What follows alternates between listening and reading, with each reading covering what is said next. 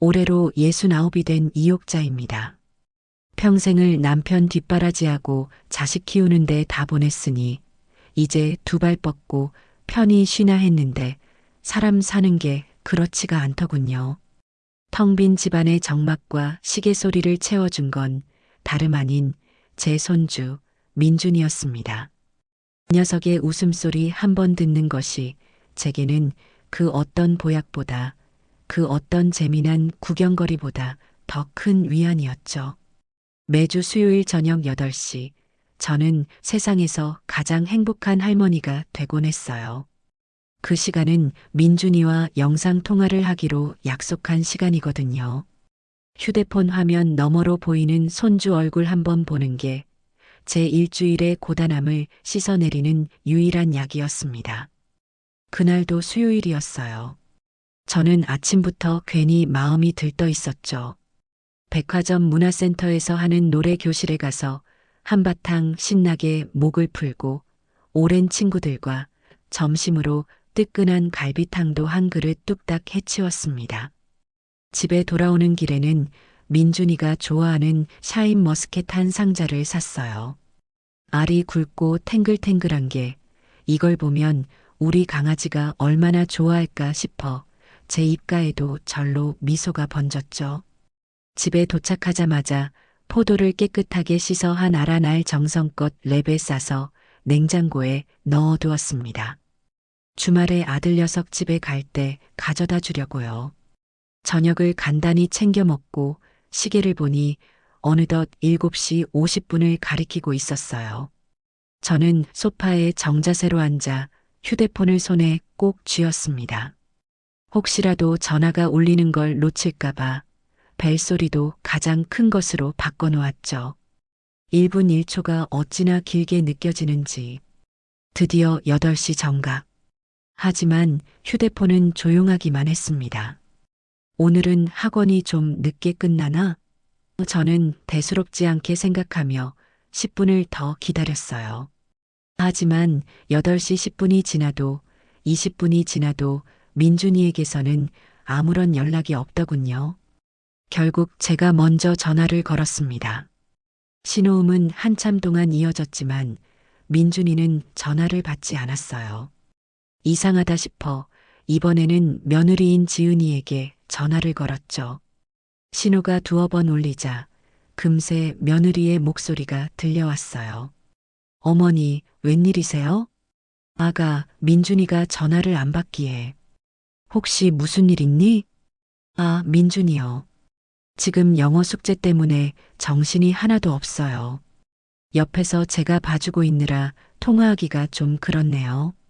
제가 나중에 통화하라고 전할게요, 어머님. 딸깍. 며느리는 제 대답을 듣기도 전에 전화를 끊어버렸어요.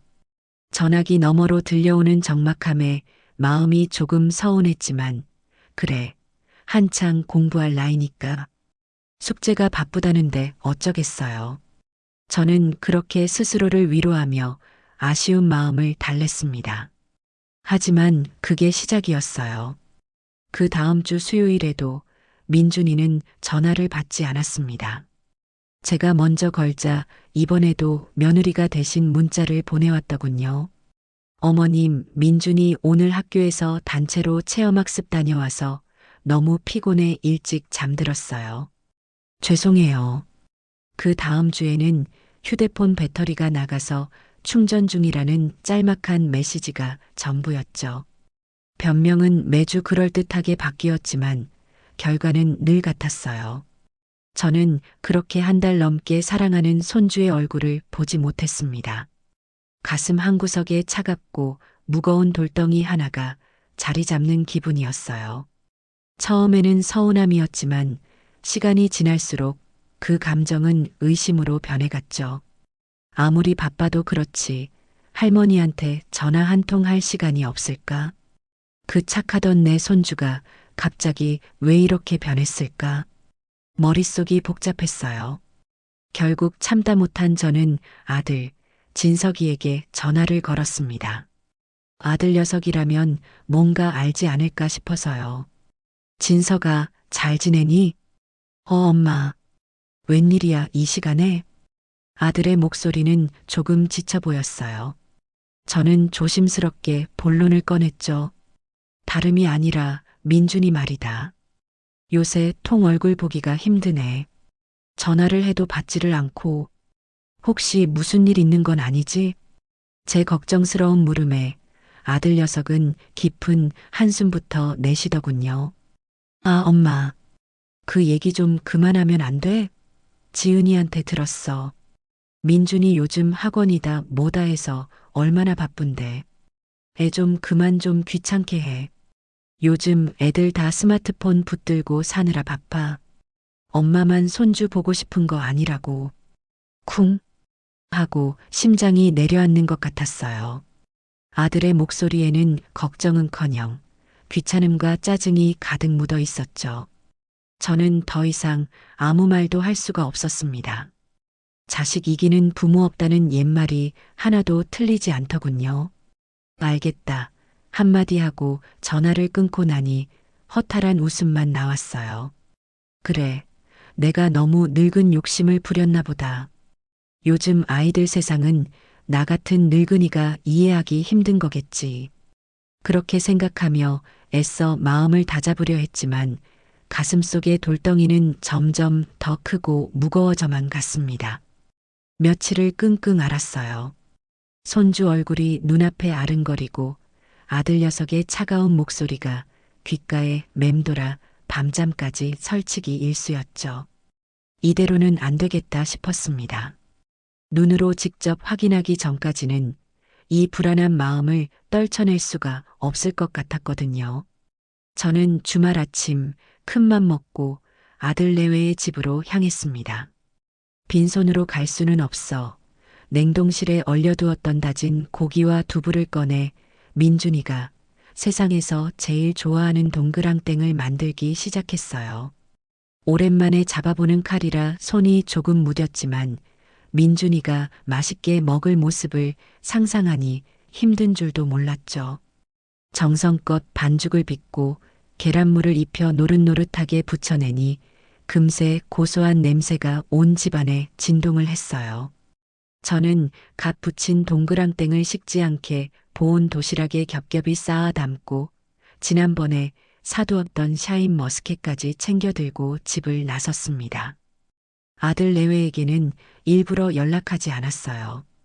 예고 없이 찾아가면 그들의 진짜 모습을 볼 수 있을 거라는 막연한 생각이 들었기 때문이에요. 저희 집에서 1시간 남짓 걸리는 아들네 아파트에 도착하니 마침 점심시간이 조금 지난 시간이었습니다. 익숙하게 비밀번호를 누르고 현관문을 열자 거실 소파에서 뒹굴며 휴대폰 게임에 열중하고 있는 민준이의 모습이 가장 먼저 눈에 들어왔어요. 민준아. 제 목소리에 민준이는 화들짝 놀라며 자리에서 벌떡 일어났습니다.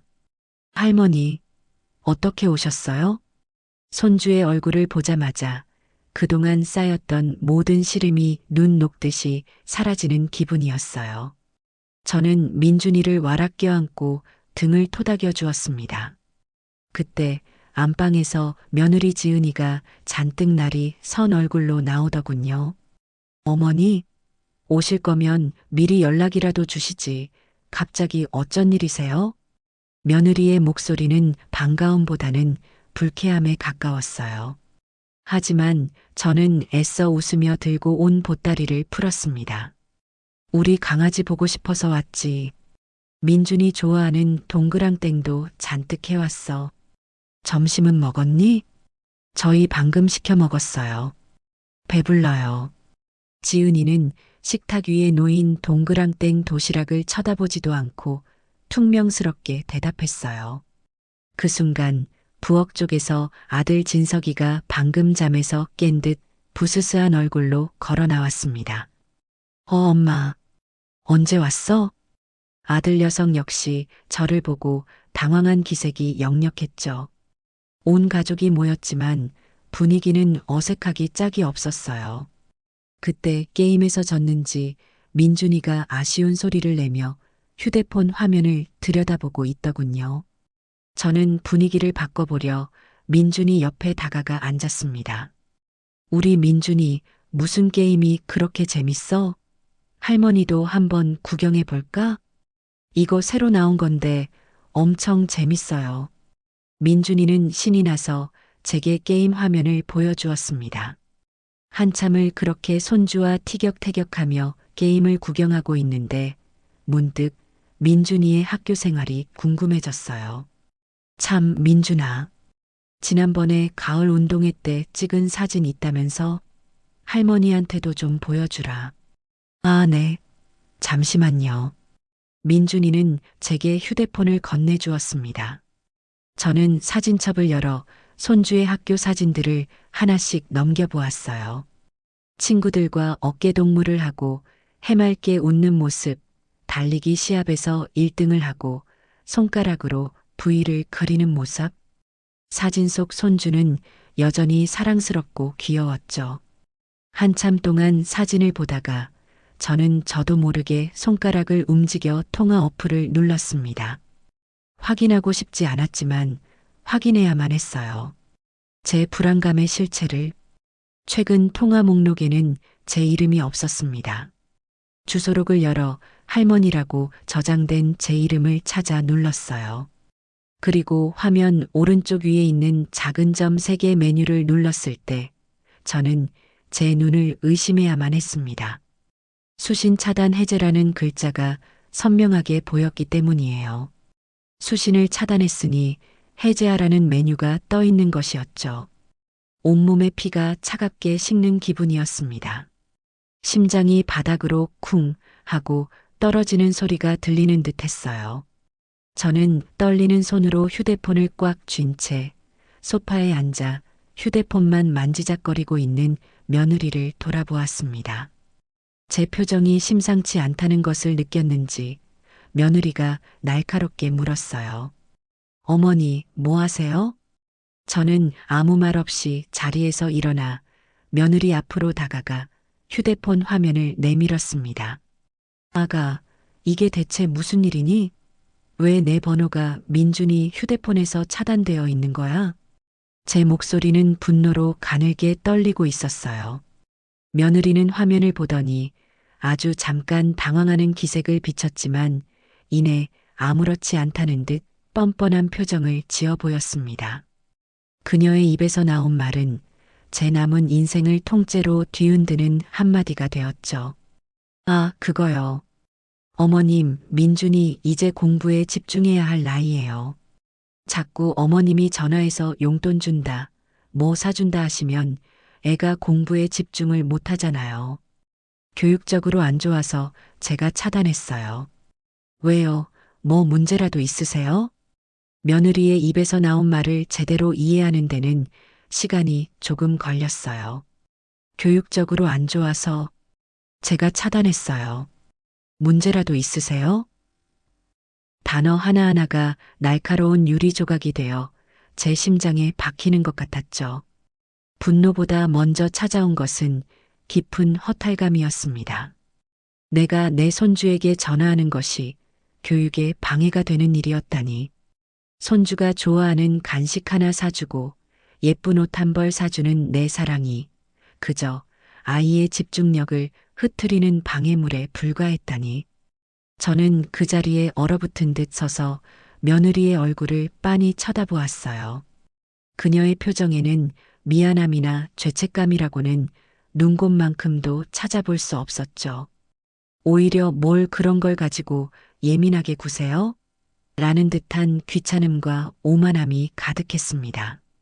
제 옆에 서 있던 아들 진석이는 이 상황을 어떻게든 모면하고 싶다는 듯 안절부절 못하며 제 눈치만 살피고 있었어요. 그래, 저 녀석에게 무얼 기대하겠어요. 제 어미가 며느리에게 이런 수모를 당하고 있는데도 말 한마디 거들지 못하는 위인이었으니까요.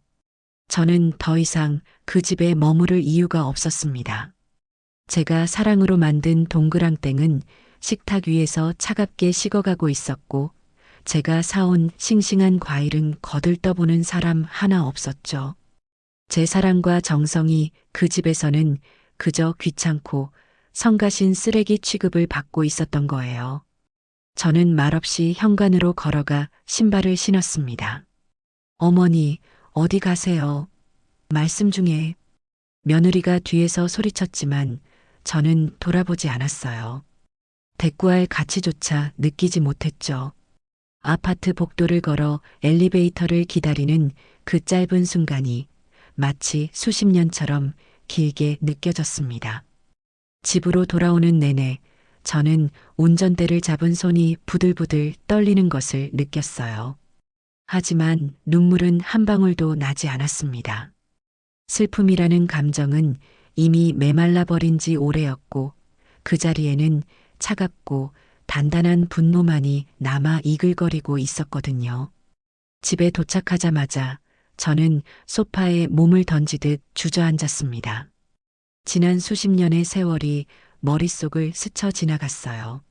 남편 없이 혼자 아들을 키우며 겪었던 서름, 시장에서 억척같이 장사하며 악착같이 돈을 모았던 날들, 아들이 좋은 대학에 가고 번듯한 직장에 취직하고 예쁜 여자와 결혼했을 때 흘렸던 기쁨의 눈물까지 제 인생은 온통 아들, 진석이를 위한 것이었습니다. 아들의 행복이 곧 제 행복이었고 아들이 웃으면 저는 세상을 다 가진 듯 기뻤죠. 며느리가 처음에는 조금 마음에 들지 않았지만 아들이 좋다니 꾹 참았어요. 그들이 결혼할 때 제가 평생 모은 돈을 탈탈 털어 이 집을 사주었습니다. 그리고 그 후로도 아들 내외의 삶에 부족함이 없도록 보이지 않는 곳에서 묵묵히 지원을 아끼지 않았죠. 그런데 그 결과가 고작 이것이라니. 손주 휴대폰에서 제 번호가 차단당하고 며느리에게 교육에 방해된다는 모욕적인 말을 듣는 것이라니. 갑자기 웃음이 터져 나왔어요. 헛웃음이었죠. 그래, 이옥자. 너 정말 바보같이 살았구나. 네 인생은 대체 어디에 있었던 거니? 자식과 손주에게 모든 걸 다 내어주고 너는 껍데기만 남은 채 늙어가고 있었던 거야. 그 순간 제 머릿속에서 무언가 뚝하고 끊어지는 소리가 났습니다. 더 이상은 이렇게 살 수 없었어요. 더 이상은 내 인생을 남의 행복을 위한 제물로 바치고 싶지 않았죠. 저는 자리에서 벌떡 일어났습니다. 그리고 망설임 없이 수첩에 적어두었던 단골 부동산 중개인의 번호를 눌렀어요. 사장님, 저 상동 사는 이옥자입니다. 아, 사모님, 잘 지내셨어요? 네, 사장님. 다름이 아니라 저 이 집 팔려고요. 제가 지금 살고 있는 이 아파트요. 가장 빠른 시일 내에 가장 좋은 값으로 정리해 주십시오. 수화기 너머의 사장님이 당황하는 기색이 역력했지만 저는 단호하게 말을 이었습니다. 제 목소리에는 한치의 망설임도 없었어요. 이것은 충동적인 결정이 아니었습니다. 지난 수십 년간 억눌려왔던 제 자신을 되찾기 위한 제 인생의 첫 번째 독립선언이었으니까요. 전화를 끊고 저는 안방 서랍 깊숙한 곳에 넣어두었던 통장과 보험 증서들을 모두 꺼냈습니다. 먼지를 툭툭 털어내고 그 내용들을 하나씩 꼼꼼히 살피기 시작했어요. 제가 가진 모든 것들, 이제 이것들은 더 이상 아들을 위한 유산이 아니었어요. 오롯이 남은 내 인생을 위한 투자금이 될 것이었습니다. 저는 이제부터 제 자신을 위해 살기로 결심했습니다. 제 인생의 리모델링이 시작되는 순간이었어요. 결심이 서자 행동은 빨라졌습니다. 다음 날 아침 일찍 저는 은행으로 향했어요. 여러 통장으로 흩어져 있던 예금들을 한 곳으로 모으고 노후를 위한 연금 상품과 즉시 현금화할 수 있는 단기 투자 상품에 대해 상담을 받았죠. 은행 직원은 갑자기 거액의 돈을 정리하려는 저를 이상한 눈으로 쳐다봤지만 저는 아랑곳하지 않았어요. 제 머릿속은 온통 앞으로의 계획으로 가득 차 있었거든요. 그렇게 며칠이 정신없이 흘러갔습니다. 아들 내외에게서는 연락 한 통 오지 않았어요. 아마 제가 그날 그냥 토라져서 집에 돌아왔다고 며칠 지나면 또 아무 일 없었다는 듯 손주 간식이나 챙겨 보낼 거라고 생각하고 있겠죠. 그들의 오만하고 어리석은 착각에 실소가 나왔지만 한편으로는 차라리 잘 되었다 싶었어요. 그들이 방심하고 있는 동안 저는 제 계획을 차근차근 진행할 수 있었으니까요. 주말을 하루 앞둔 금요일 오후였어요. 휴대폰이 울리기에 보니 아들 진석이의 이름이 떠 있더군요. 올 것이 왔구나 싶었죠. 저는 심호흡을 한번 하고 전화를 받았습니다. 왜? 엄마, 주말에 저희 부부 동창회 가야 하는데 민준이 좀 봐주실 수 있어요? 저녁 늦게 끝날 것 같은데 하룻밤만 좀 재워주세요. 아들의 목소리는 너무나도 태연하고 뻔뻔했어요. 마치 그날 있었던 일은 꿈속의 일이라도 되는 것처럼요. 그 순간 제 안에 남아있던 마지막 미련과 정이 산산조각 나는 것을 느꼈습니다. 나 이제 바빠서 안 된다. 제 목소리는 얼음장처럼 차가웠어요. 아들은 제 단호한 대답이 의외라는 듯 잠시 말이 없더니 이내 짜증 섞인 목소리로 되물었어요. 바쁘다니? 엄마가 주말에 뭐가 바빠? 그냥 집에 있는 거잖아. 우리가 무슨 큰 부탁하는 것도 아니고 자기 손주 하루 봐달라는 게 그렇게 어려워? 어렵다. 그리고 나 더 이상 니들 손주 봐주는 사람 아니야. 이제부터는 내 시간, 내 인생 내가 알아서 쓸 거니까 앞으로 이런 부탁은 사양하마. 저는 그 말만 남기고 전화를 끊어버렸습니다. 속이 다 시원했어요. 평생을 네, 알겠습니다라고 대답하며 살아왔던 제가 처음으로 제 목소리를 낸 순간이었죠. 그리고 바로 다음 날 부동산 중개인에게서 연락이 왔어요.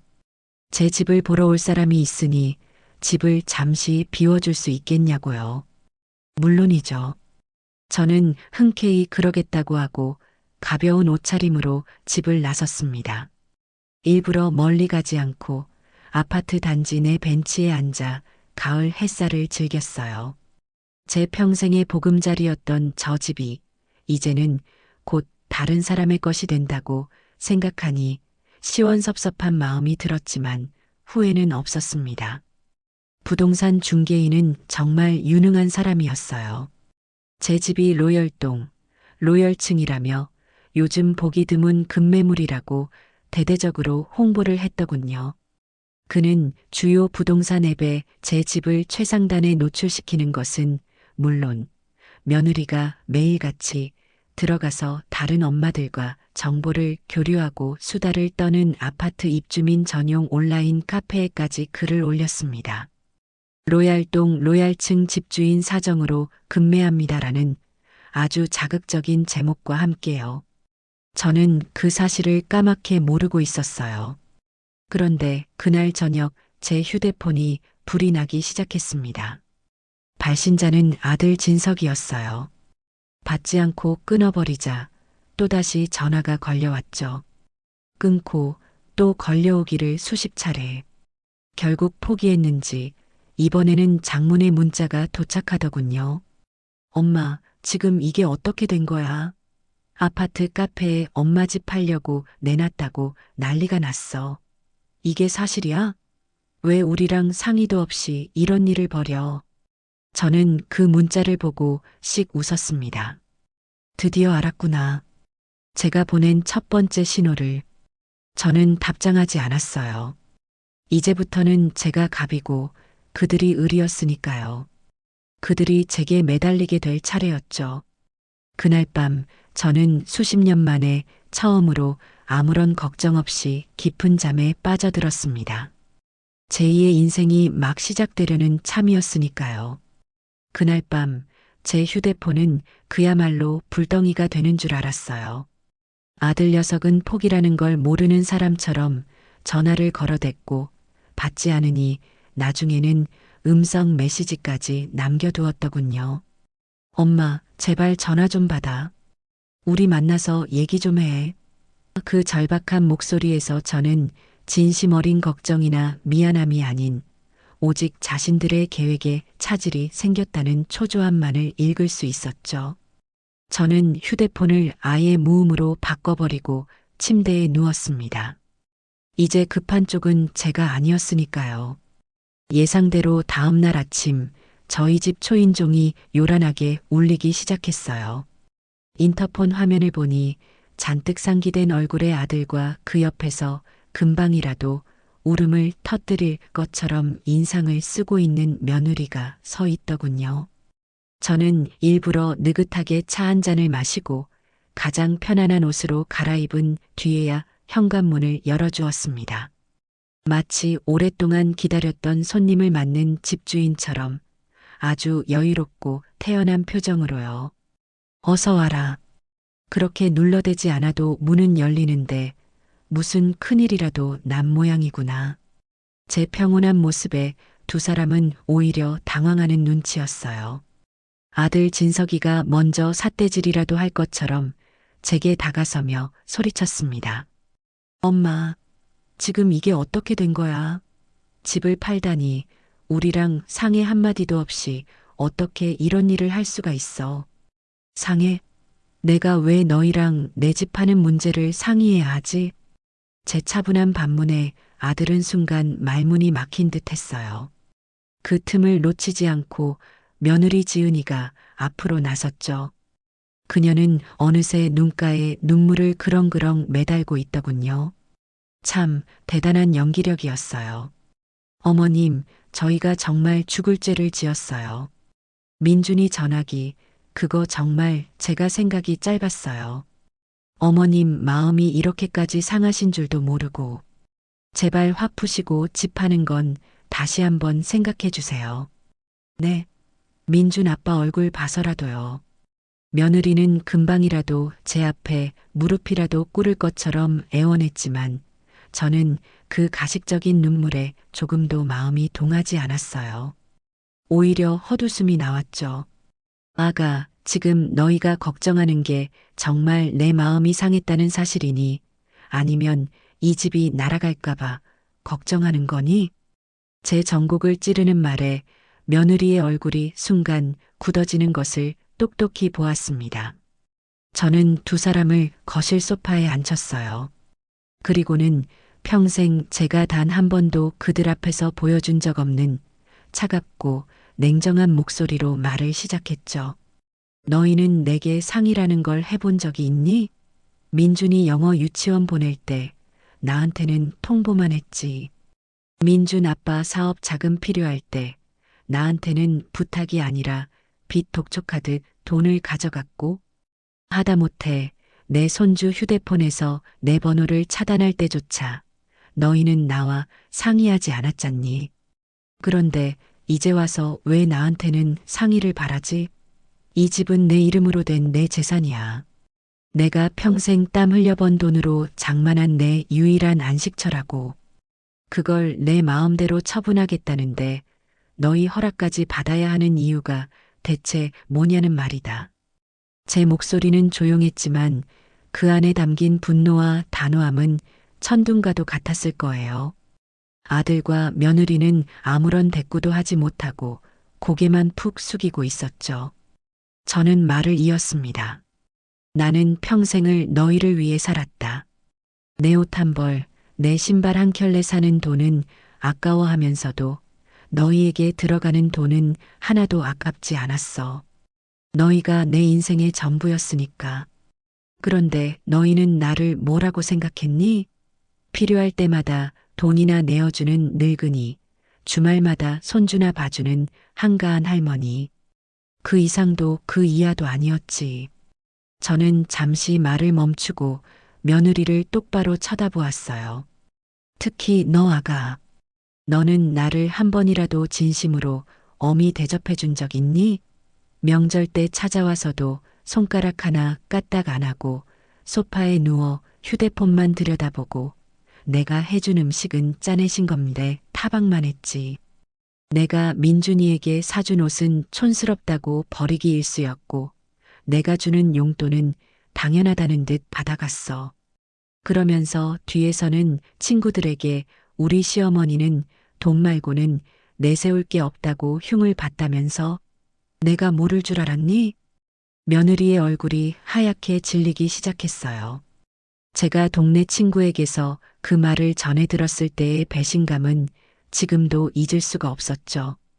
이제 다 끝났다.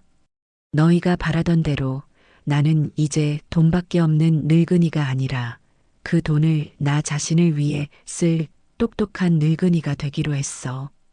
이 집은 팔 거고 나는 내 인생을 찾아서 떠날 거야. 그러니 너희도 이제 나한테 기생할 생각은 버리고 너희들 힘으로 한번 살아보렴. 그게 내가 너희에게 주는 마지막 가르침이다. 저는 자리에서 일어나 현관문을 활짝 열었습니다. 더 이상 할 말 없으니 돌아가라는 무언의 압력이었죠. 아들은 무언가 더 말을 하려 했지만 제 단호한 눈빛에 결국 입을 다물고 말았어요. 며느리는 분하다는 듯 입술을 깨물며 저를 노려보았지만 그 시선은 더 이상 제게 아무런 상처도 주지 못했습니다. 두 사람이 힘없이 집을 나서는 뒷모습을 보며 저는 비로소 제 인생의 태풍이 지나가고 맑은 하늘이 드러나고 있음을 느꼈어요. 속이 다 후련했습니다. 집은 정말 놀라울 정도로 빨리 팔렸어요. 부동산 사장님 말로는 요즘처럼 집값이 비쌀 때 이렇게 좋은 위치의 아파트가 급매로 나오는 건 하늘의 별 따기라면서요. 저는 계약서에 도장을 찍는 마지막 순간까지 한치의 망설임도 없었습니다. 제 손을 떠난 그 집은 이제 제 기억 속의 풍경이 될 뿐이었죠. 잔금까지 모두 치르고 나니 제 통장에는 평생 만져볼 것이라고는 상상도 못했던 큰 돈이 찍혔습니다.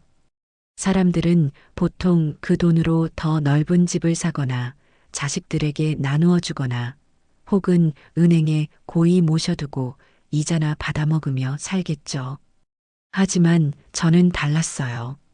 제게 그 돈은 단순한 숫자가 아니었습니다. 그것은 제 잃어버린 청춘이자 되찾은 자유의 상징이었거든요.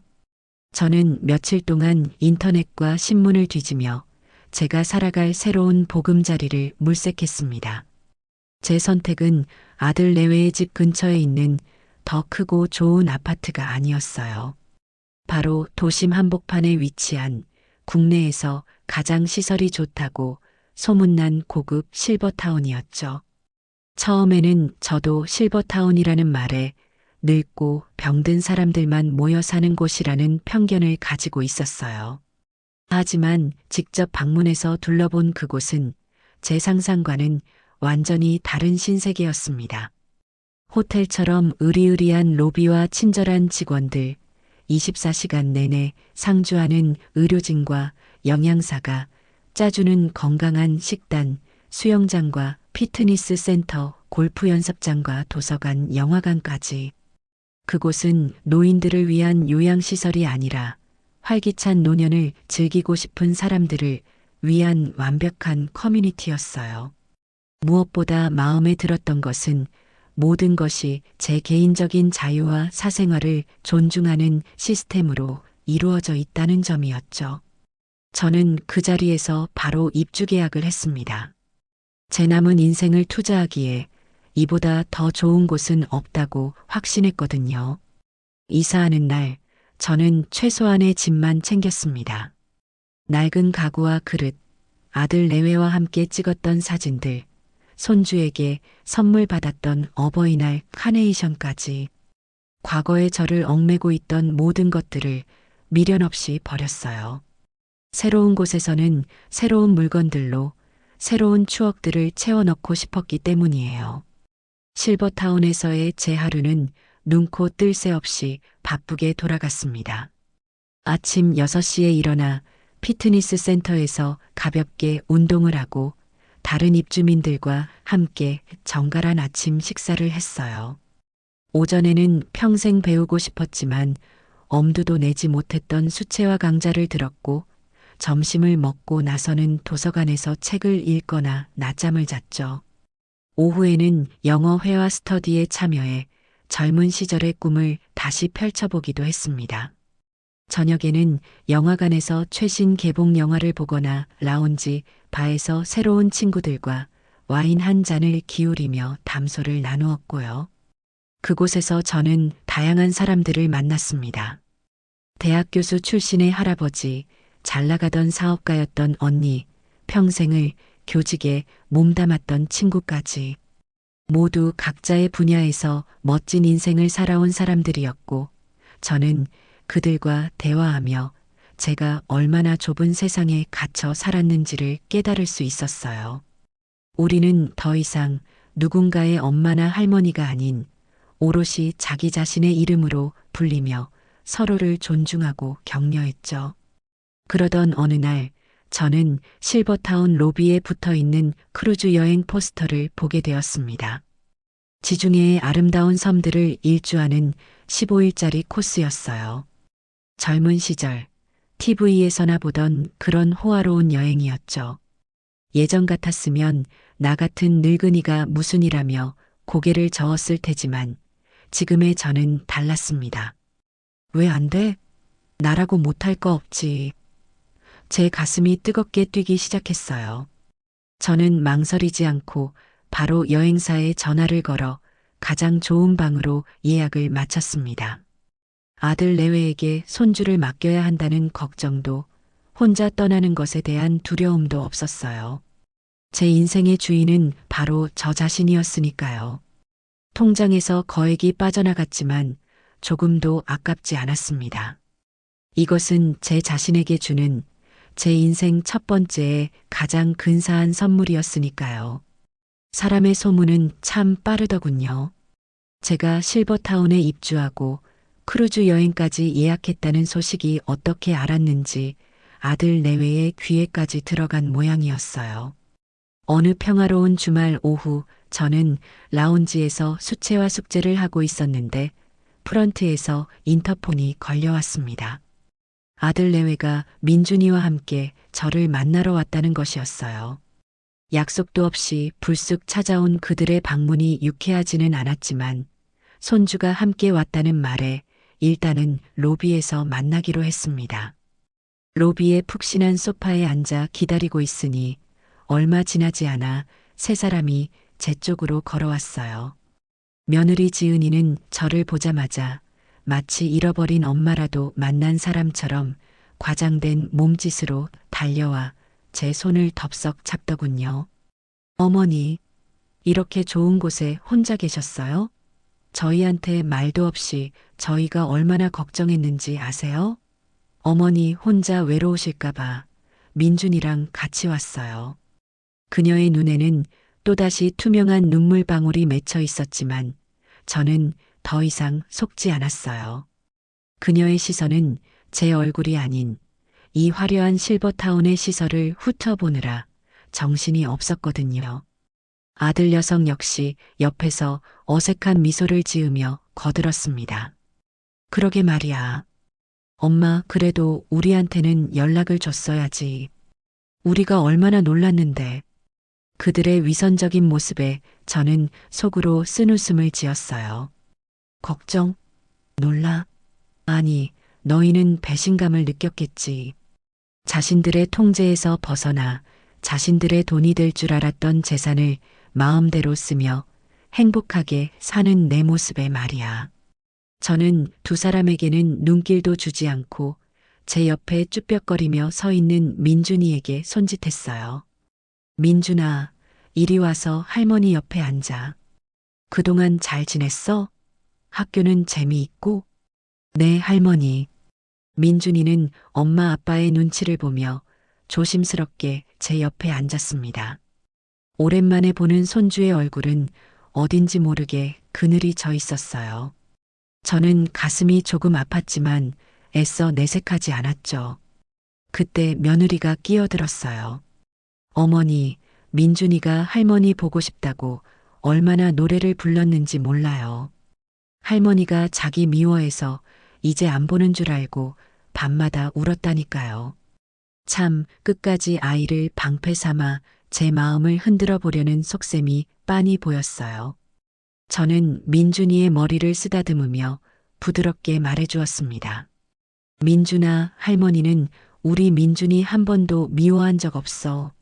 앞으로도 그럴 거고, 이건 그냥 어른들의 사정이란다. 알겠지? 그리고는 제가 미리 준비해둔 작은 선물 상자를 민준이에게 건넸습니다. 예전 같았으면 두둑한 현금이 든 봉투를 건넸겠지만 상자 안에는 민준이가 좋아하는 캐릭터가 그려진 학용품 세트가 전부였어요.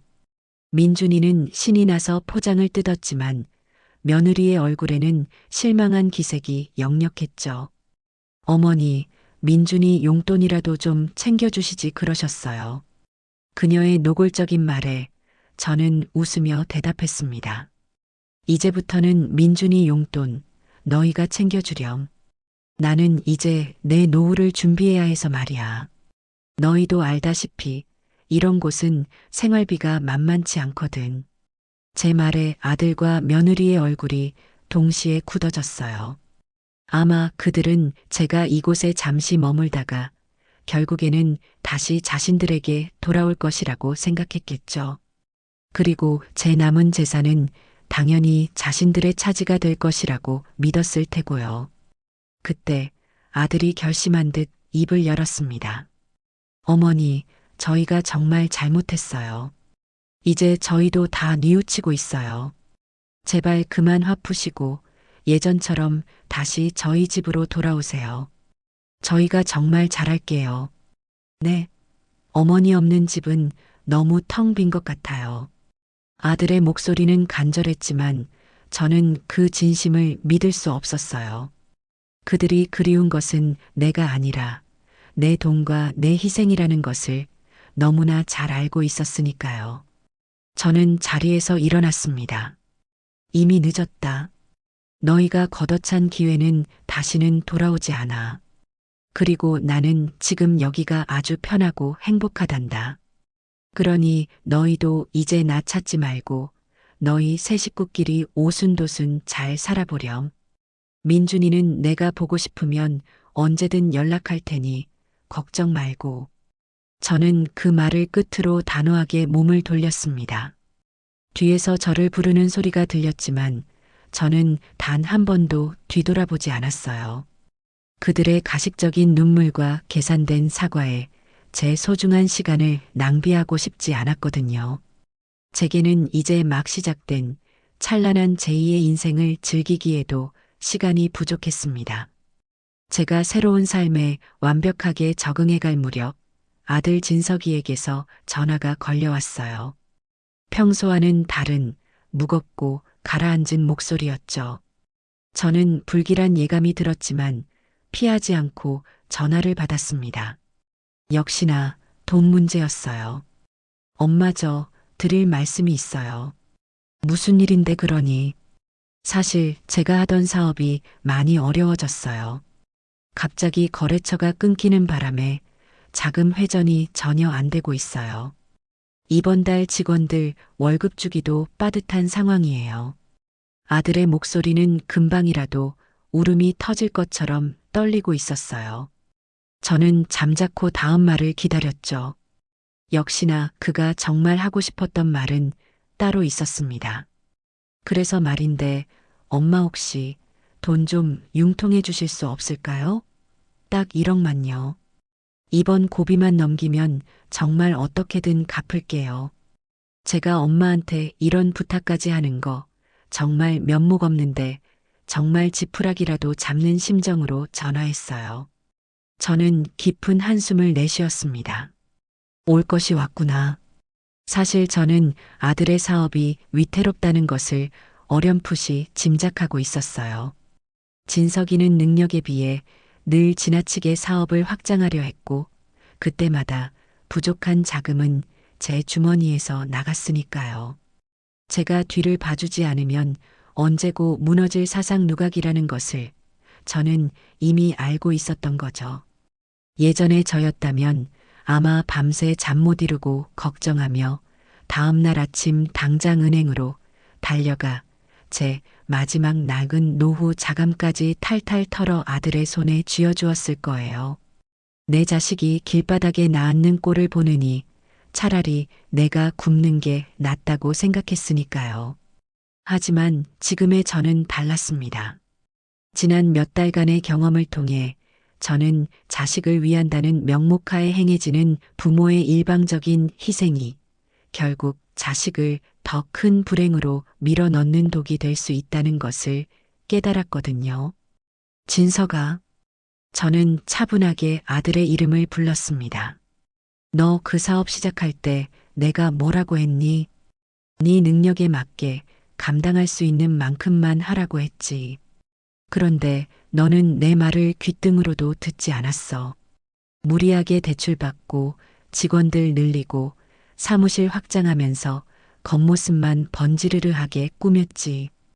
위기가 닥칠 거라는 거 너 자신도 이미 알고 있었을 거야.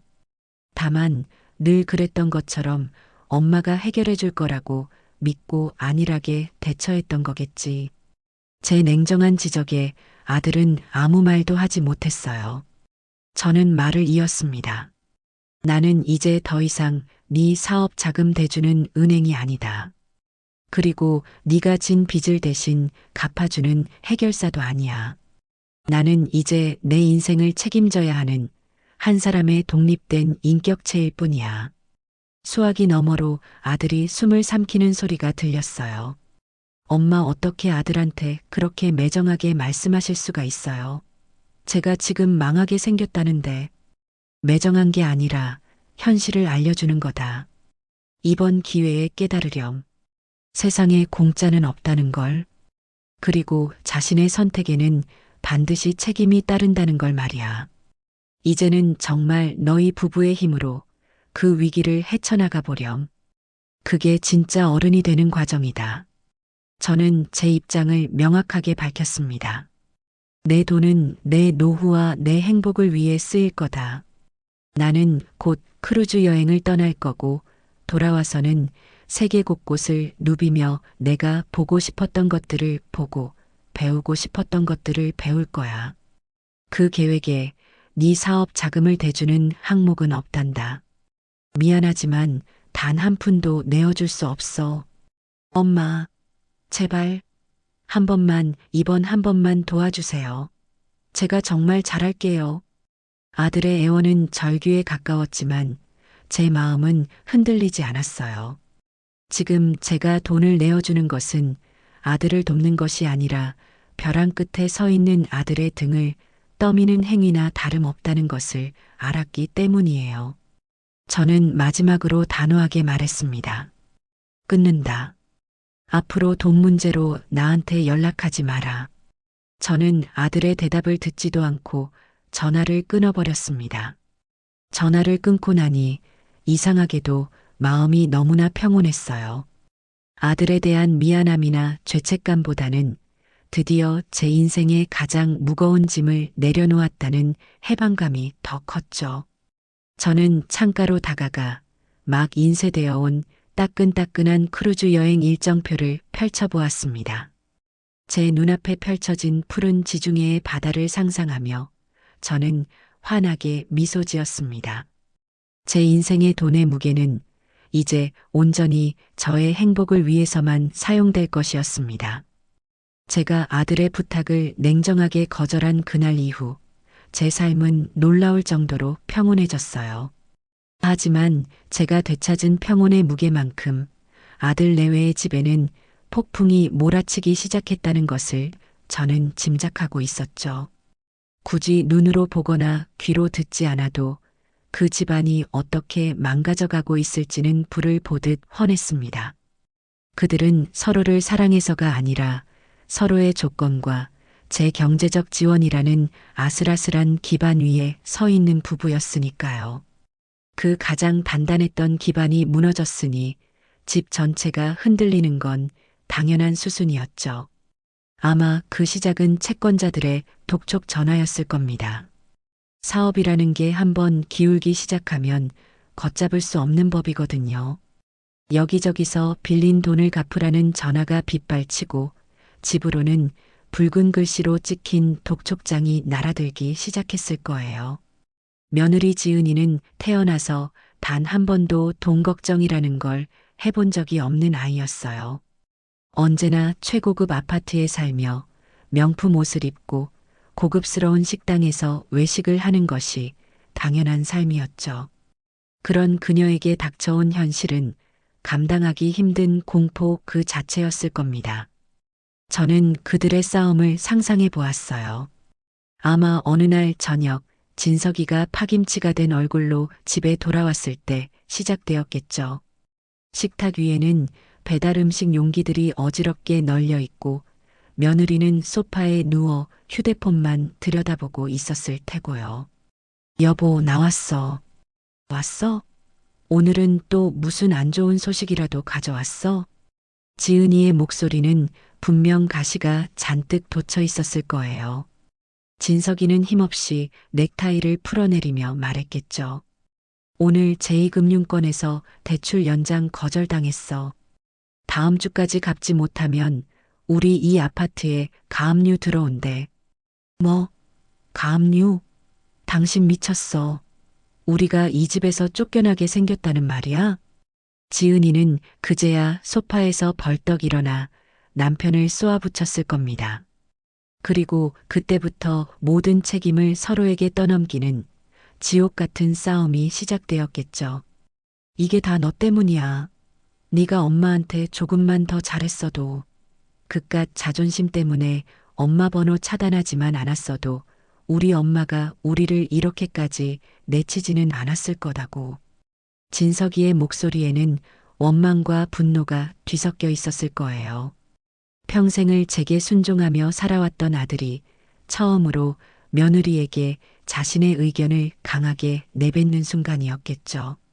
하지만 지은이 역시 만만하게 당하고만 있을 위인은 아니었어요. 뭐? 내 탓? 지금 제정신이야? 사업 말아먹은 건 넌데 왜 모든 책임을 나한테 돌려? 무능한 너 자신을 탓해야지. 누가 너더러 네 능력에도 안 되는 사업 벌이라고 등 떠밀었어? 그리고 너는 뭐 잘한 거 있어? 니. 엄마가 그렇게 나올 때 남자답게 중간에서 중재라도 한번 제대로 해봤냐고. 맨날 내 뒤에 숨어서 엄마 눈치나 보고 그러다 상황 불리해지니까 이제 와서 모든 게 내 잘못이라고. 며느리의 앙칼진 목소리가 거실을 쩌렁쩌렁 울렸을 겁니다. 그들의 싸움은 꼬리에 꼬리를 물고 과거의 모든 일들을 끄집어냈을 거예요. 며느리가 샀던 명품 가방의 개수부터 아들이 친구들과 어울려 마셨던 술값까지 서로의 가장 아픈 곳만 골라 비수를 꽂는 상처투성이의 난투극이었겠죠. 그리고 그 모든 광경을 어린 손주 민준이는 자신의 방에서 숨죽인 채 듣고 있었을 겁니다. 방문 틈으로 새어나오는 부모님의 끔찍한 고성에 아이는 얼마나 무서웠을까요? 숙제를 하려 해도 글자가 눈에 들어오지 않고 좋아하는 게임을 켜도 재미가 없었겠죠. 이불을 머리끝까지 뒤집어 쓰고 귀를 막아보지만 그 날카로운 소음은 아이의 여린 마음을 여과 없이 파고들었을 거예요. 할머니 보고 싶다. 민준이는 어쩌면 그때 처음으로 진심을 다해 저를 그리워했을지도 모릅니다. 자신을 아무런 조건 없이 사랑해주고 늘 따뜻하게 안아주었던 유일한 피난처였던 저를요. 저는 눈을 감고 그 모든 상황을 그려보았어요. 마음이 조금 아팠지만 후회는 없었습니다. 저것이 바로 그들이 만든 현실이었으니까요. 제가 빠져나온 그 지옥에서 이제는 그들 스스로가 서로를 물어뜯으며 버텨내야 할 시간이었습니다. 저는 더 이상 그들의 전쟁에 끼어들고 싶지 않았어요. 저는 이제 막 평화로운 제 나라를 되찾은 행복한 여왕이었으니까요. 제가 아들 내외의 불행을 상상하며 시간을 보내고 있었던 것은 절대 아니에요. 솔직히 말해 그들을 생각할 겨를조차 없었죠. 제 인생은 하루하루가 새롭고 즐거운 이벤트로 가득했으니까요. 그리고 그 대망의 하이라이트는 바로 꿈에 그리던 지중해 크루즈 여행이었습니다. 인천공항에서 비행기를 타고 이탈리아 로마에 도착했을 때 제 가슴은 금방이라도 터져버릴 것처럼 두근거렸어요. 70평생 비행기라고는 제주도 갈 때 타본 게 전부였던 제가 무려 12시간을 날아 지구 반대편에 와 있다는 사실이 실감나지 않았죠. 로마의 항구에 정박해 있는 거대한 크루즈선을 처음 보았을 때 저는 저도 모르게 탄성을 내질렀습니다. 바다 위에 떠 있는 하얀 성, 아니 거대한 도시처럼 보였어요. 제 방은 바다가 훤히 보이는 발코니가 딸린 아늑한 선실이었습니다. 짐을 풀고 발코니에 나가 짭짤한 바닷바람을 맞으니 그동안 제 마음을 짓누르던 마지막 응어리마저 시원하게 씻겨나가는 기분이었어요. 저는 그 순간 결심했죠. 이 여행에서만큼은 과거의 이욕자는 완벽하게 잊어버리자고. 오직 지금 이 순간의 행복과 자유만을 만끽하자고요. 크루즈에서의 하루는 그야말로 환상이었습니다. 아침이면 발코니로 쏟아져 들어오는 지중해의 햇살에 눈을 뜨고 수십 가지의 음식이 뷔페식으로 차려진 레스토랑에서 여유롭게 아침 식사를 했어요. 낮에는 가판위 선베드에 누워 책을 읽거나 수영장에서 물놀이를 즐겼죠. 저녁이면 가장 아름다운 옷으로 갈아입고 턱시도를 차려입은 웨이터들이 서빙해주는 근사한 정찬 코스 요리를 맛보았습니다. 밤에는 대극장에서 펼쳐지는 화려한 쇼를 보거나 재즈 음악이 흐르는 바에서 칵테일 한 잔을 마시며 새로운 친구들과 담소를 나누었고요. 여행 중에 저는 정말 좋은 친구들을 많이 사귀었어요. 저처럼 혼자 여행 온 호주 할머니, 은퇴 기념으로 부부가 함께 온 캐나다 할아버지, 그리고 한국에서 온 젊은 신혼부부까지. 우리는 나이와 국적을 넘어 여행이라는 공통의 주제로 금세 가까워졌죠. 저는 그들에게 제 아들 이야기를 하지 않았어요. 그저 그림 그리기를 좋아하는, 여행을 사랑하는 한 사람의 옥자로 저를 소개했죠. 그들은 제 서툰 영어를 인내심 있게 들어주었고 제 그림을 보며 진심으로 칭찬해 주었어요. 배가 그리스 산토리니에 도착했을 때 저는 제 인생에서 가장 아름다운 풍경을 마주했습니다. 절벽을 따라 하얗게 이어진 집들과 파란 지붕, 그리고 그 아래로 끝없이 펼쳐진 에메랄드빛 바다. 저는 그 풍경을 제 낡은 스케치북에 한참 동안 담았어요. 예전 같았으면 이 좋은 걸 우리 아들, 우리 손주랑 같이 와야 하는데라며 아쉬워했겠지만 그때는 그런 생각이 전혀 들지 않았습니다. 오히려 이토록 아름다운 것을 오롯이 나 혼자 즐길 수 있다니 정말 행복하다는 생각뿐이었죠. 저는 여행의 매 순간을 사진으로 남겼습니다. 그리고 그 사진들을 제 SNS에 올렸어요. 실버타운의 새로운 친구들에게 제 소식을 전하기 위해서였죠. 하얀 원피스를 입고 산토리니의 골목길에서 활짝 웃는 사진, 로마의 콜로세움 앞에서 젤라토를 먹는 사진, 배 위에서 열린 파티에서 새로운 친구들과 함께 샴페인 잔을 부딪히는 사진까지. 제 얼굴에는 단 한 점의 그늘도 없었어요. 그건 꾸며낸 행복이 아니었습니다. 제 영혼 깊은 곳에서부터 우러나오는 진짜 기쁨의 표현이었죠. 저는 그 사진들을 아들 내외가 볼 수도 있다는 것을 알았지만 전혀 개의치 않았습니다. 보라고 하세요. 자신들이 버린 엄마가 자신들 없이도 얼마나 멋지게 살아가는지를. 그게 그들이 받을 가장 큰 벌이 될 테니까요. 여행에서 돌아온 후 제 삶은 더욱 풍요로워졌습니다. 여행 중에 그렸던 그림들을 정리해 실버타운의 작은 갤러리에 전시했는데 생각지도 못했던 좋은 반응을 얻었어요. 제 그림을 사고 싶다는 사람까지 나타났죠. 저는 그림을 팔아번 돈으로 제 자신에게 근사한 스카프를 선물했습니다. 돈의 액수는 중요하지 않았어요. 제 힘으로 제 재능으로 무언가를 이루어냈다는 사실이 저를 더없이 자랑스럽게 만들었거든요. 그리고 얼마 뒤 정기 건강검진을 받으러 병원에 갔다가 의사 선생님에게서 놀라운 말을 들었습니다. 어머님, 지난번보다 혈압도 훨씬 안정되시고 콜레스테롤 수치도 정상으로 돌아왔네요. 비결이 뭔가요? 무슨 좋은 일이라도 있으셨어요? 저는 웃으며 대답했어요. 네, 선생님. 제 인생에서 가장 불필요한 스트레스 덩어리를 잘라냈거든요. 의사 선생님은 제 말의 의미를 이해하지 못하고 고개만 갸웃거렸지만 저는 알고 있었어요. 저를 병들게 했던 것은 나이도 음식도 아니었어요. 바로 제 인생을 갉아먹던 지긋지긋한 관계의 스트레스였죠. 그 독을 해독하고 나니 제 몸과 마음은 다시 예전의 건강함을 되찾은 것이었습니다. 이보다 더 확실한 증거가 어디 있겠어요. 제 선택은 제 인생을 구한 가장 위대한 결정이었습니다. 제가 제2의 인생을 만끽하며 하루하루를 보내는 동안 어린 손주 민준이는 혼란스러운 시간 속에서 힘겹게 버티고 있었던 것 같아요.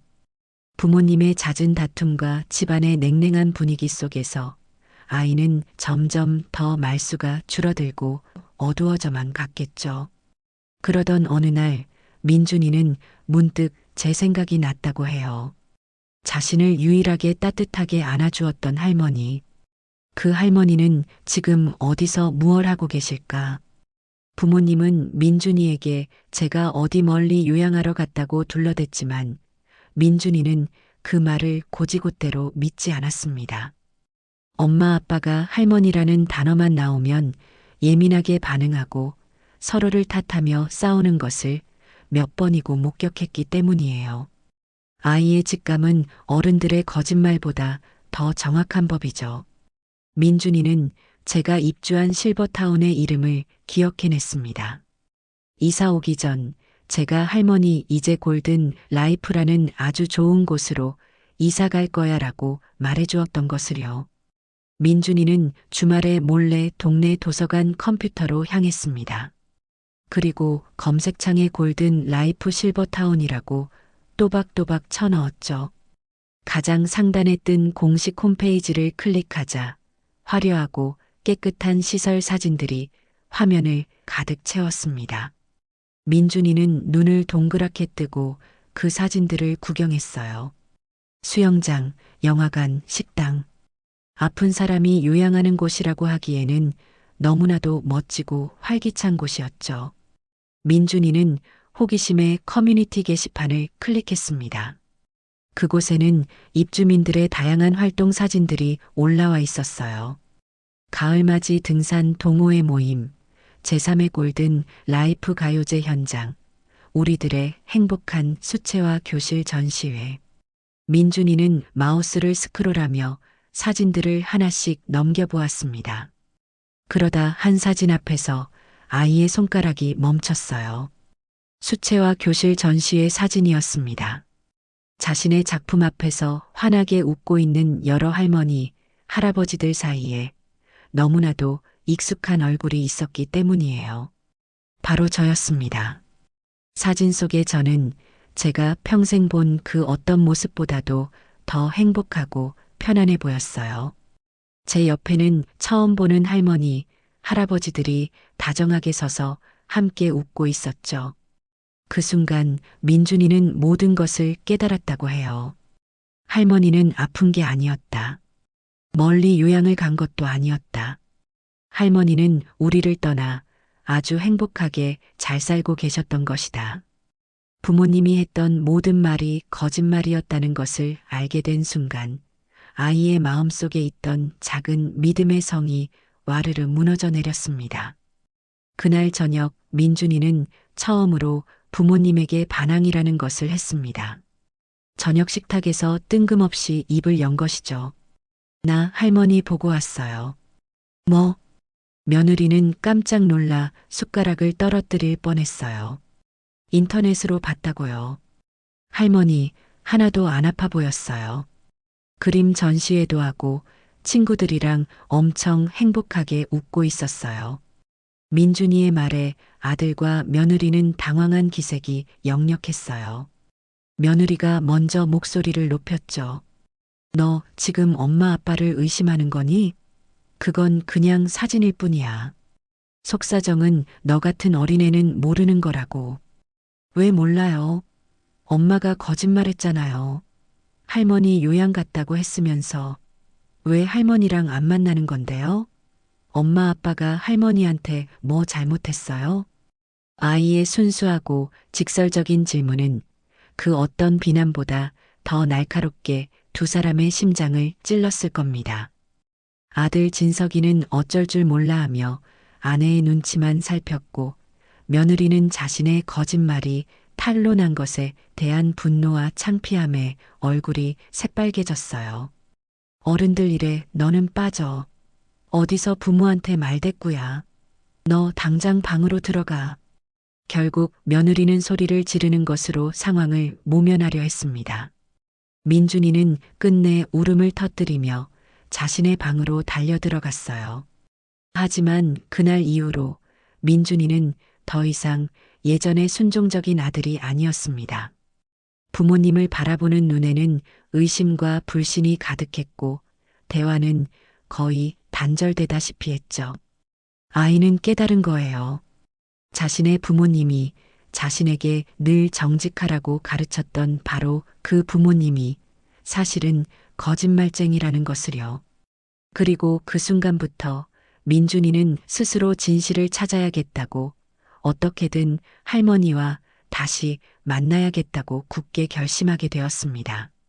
아이의 작은 반란이 그렇게 조용히 시작되고 있었습니다. 아들 내외의 상황은 제가 생각했던 것보다 훨씬 더 빠르게 나빠지고 있었던 모양이에요. 사업 자금줄이 막힌 것은 물론이고 이제는 아들 민준이마저 등을 돌리기 시작했으니 며느리 지은이가 느끼는 위기감은 극에 달했겠죠. 결국 그녀는 최후의 수단이자 가장 비열한 방법을 사용하기로 마음먹었습니다. 바로 제 동정심에 호소하는 것이었어요. 어느 날 오후 실버타운 제 우편함에 낯선 편지 한 통이 꽂혀 있었습니다. 발신인은 며느리 소지은이었어요. 곱게 접은 분홍색 편지지를 보니 기가 막혀 헛웃음이 나왔죠. 이 상황에 연애 편지라도 쓰는 줄 아나. 저는 편지를 들고 방으로 돌아와 소파 깊숙이 몸을 묻고 봉투를 뜯었습니다. 그 안에는 그녀의 정갈한 글씨체로 빼곡하게 채워진 장문의 편지가 들어 있었어요. 저는 천천히 그 내용을 읽어 내려가기 시작했습니다. 사랑하고 존경하는 어머님께 밤낮으로 어머님 생각에 잠 못 이루다 이렇게 펜을 듭니다. 먼저 제가 어머님께 저지른 모든 잘못에 대해 무릎 꿇어 용서를 구합니다. 제가 정말 죽일 년입니다. 어머님의 깊은 마음도 헤아리지 못하고 어리고 철없는 생각으로 어머님께 평생 씻을 수 없는 상처를 드렸습니다. 어머님, 그때는 제가 정말 제정신이 아니었나 봅니다. 민준이 교육에 대한 압박감과 주변 엄마들과의 경쟁 속에서 저도 모르게 예민해져 있었던 것 같아요. 민준이를 최고로 키우고 싶다는 욕심이 과해 그 과정에서 가장 소중한 것을 잃어버리고 말았습니다. 어머님의 따뜻한 사랑이 우리 민준이에게 얼마나 중요한 자양분이었는지를 저는 어머님께서 떠나시고 나서야 비로소 깨닫게 되었습니다. 정말 죄송합니다, 어머님. 어머님께서 안 계신 저희 집은 이제 집이 아니라 텅 빈 껍데기 같습니다. 민준이는 매일 밤 할머니를 찾으며 웁니다. 아이가 점점 말라가고 웃음을 잃어가는 모습을 보니 제 가슴이 갈기갈기 찢어지는 것 같습니다. 며칠 전에는 아이가 인터넷으로 어머님 사진을 찾아보고는 제게 왜 거짓말을 했냐며 대들더군요. 아이의 눈에 비친 제 모습이 얼마나 한심하고 부끄러웠을까요? 설상가상으로 민준 아빠의 사업도 최악의 상황에 처해 있습니다. 어머님께서 든든하게 버텨주실 때는 몰랐는데 저희의 힘만으로는 이 거친 세상을 헤쳐나가는 것이 너무나도 버겁습니다. 이러다 저희 세 식구 정말 길바닥에 나앉게 생겼습니다. 어머님께서 곁에 계셨다면 저희가 이 지경까지 오지는 않았을 텐데요. 모든 것이 제 부족한 탓입니다. 어머님, 염치 없는 부탁인 줄 알지만 저희에게 다시 한번 기회를 주실 수는 없을까요? 어머님의 빈자리가 이렇게 클 줄은 정말 몰랐습니다. 저희가 평생을 속죄하며 어머님을 모시겠습니다. 어머님께서 좋아하시는 음식 매일 해드리고 어머님 말씀이라면 무엇이든 따르겠습니다. 제발 저희를 불쌍히 여기시어 저희 곁으로 돌아와 주세요. 죄인 소지은 올림. 저는 편지를 다 읽고 테이블 위에 가만히 내려놓았습니다. 그리고는 한참 동안 창밖을 바라보았어요. 참 대단한 글솜씨였죠. 자신의 잘못을 인정하는 척하면서도 교묘하게 교육에 대한 압박감이라는 핑계를 대고 매일 밤 우는 민준이를 방패 삼아 제 마음을 흔들고 결국에는 사업 실패와 경제적 어려움이라는 본론을 꺼내놓는 그 치밀함. 편지 어디에도 제가 어머님을 무시하고 돈만 보고 접근해서 죄송합니다라는 진심은 단 한 줄도 없었어요. 오직 자신들의 절박한 상황을 모면하기 위한 계산된 아부와 동정심 유발뿐이었죠. 제가 만약 예전에 저였다면 아마 이 편지를 읽고 눈물을 펑펑 쏟으며 당장 아들 내외에게 달려갔을지도 모릅니다. 오죽하면 나한테 이런 편지를 썼을까 하며 남은 재산을 모두 끌어모아 그들의 빚을 갚아주었겠죠.